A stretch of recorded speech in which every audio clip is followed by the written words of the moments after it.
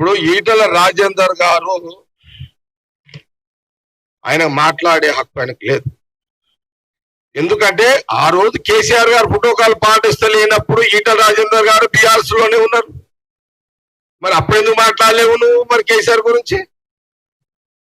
అప్పుడు మాట్లాడి ఉంటే ఈటల రాజేందర్ గారు బీఆర్ఎస్ లో మంత్రిగా ఉన్నప్పుడు అప్పుడు పాటించని ప్రోటోకాల్ ని నువ్వు కేసీఆర్ ప్రశ్నించుంటే ఈ రోజు కాంగ్రెస్ పార్టీని ప్రశ్నించే నైతిక విలువలు నీకుంటుండే, హక్కు నీకుంటుండే. కాబట్టి కాంగ్రెస్ పార్టీ నేను ఆనే కొట్టేస్తుంది.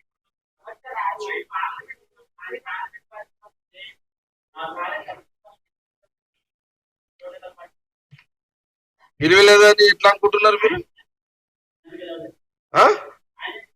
ఆయన్ని అన్నాడా? ఇగో రెండు రకాలుగా ఉంటాయి, వినండి. రెండు రకాలుగా రాజకీయాలు నడుస్తున్నాయి. రెండు రకాలుగా ఏంటిది?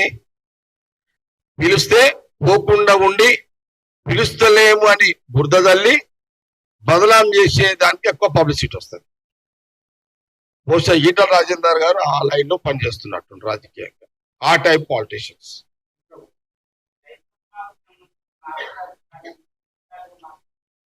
అది మా అగ్రికల్చర్ మినిస్టర్ రైతు రామని మాట్లాడతారు, నో ప్రాబ్లం. అది ముఖ్యమంత్రి గారు, అది రెవెన్యూ మినిస్టరు కోదండ రెడ్డి గారు మాట్లాడారు కాబట్టి అయిపోయింది. ఈ ప్రోటోకాల్ గురించి మరి రండి సబ్జెక్ట్ల మీద, దాని మీద ఏమైనా క్లారిటీ ఇస్తాం మీకు. ఇంకా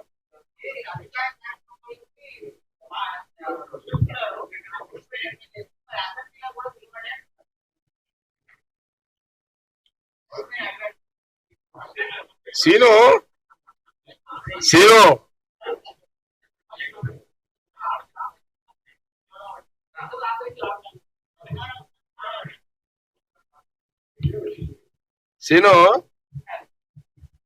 చూద్దాం, అలాంటి చట్టాలు ఏమైనా ట్రై చేద్దాం ఫ్యూచర్ లో.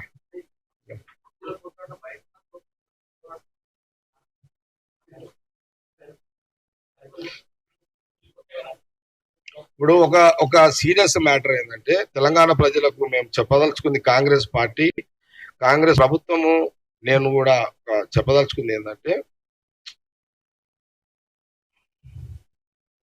ఇప్పుడు గత 10 ఏళ్ల కాలంలో డబ్బంతా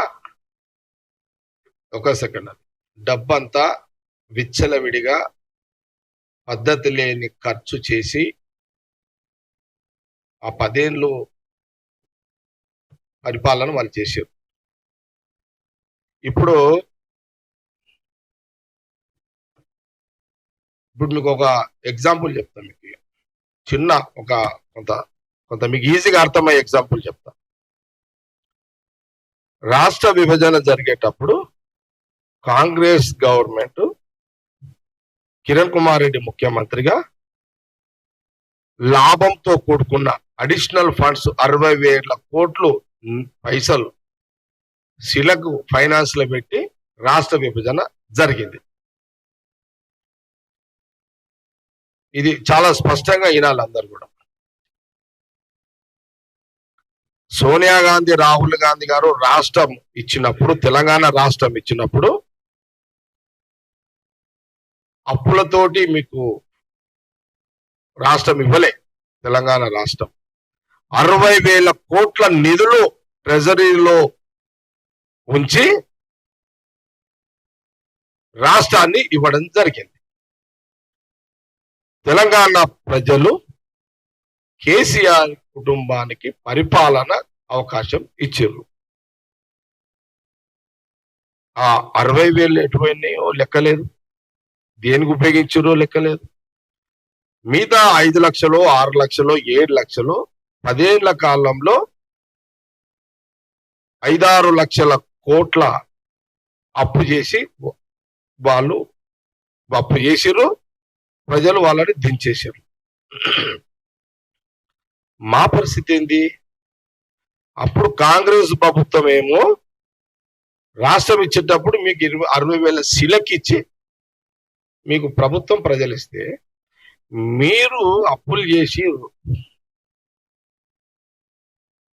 తెలంగాణ ఖజానాని గందరగోళం చేసిర్రు. తెలంగాణ ట్రెజరీ యొక్క ఖజానాను ఖాళీ చేసిర్రు. ఉల్టా అప్పులు చేసిర్రు. 7 లక్షల కోట్ల అప్పులు మీరు చేసిర్రు. ఓకే,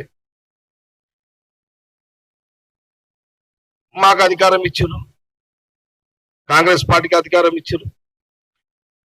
సోనియా గాంధీ, రాహుల్ గాంధీ గారు తెలంగాణ ప్రజలు ఇచ్చిన అధికారాన్ని ముఖ్యమంత్రిగా రేవంత్ రెడ్డి గారిని, సోనియా గాంధీ, రాహుల్ గాంధీ గారు, ఏఐసిసి ప్రెసిడెంట్ కార్ గారి నాయకత్వంలో మరి ముఖ్యమంత్రిగా అతన్ని రేవంత్ రెడ్డి గారిని చేసారు.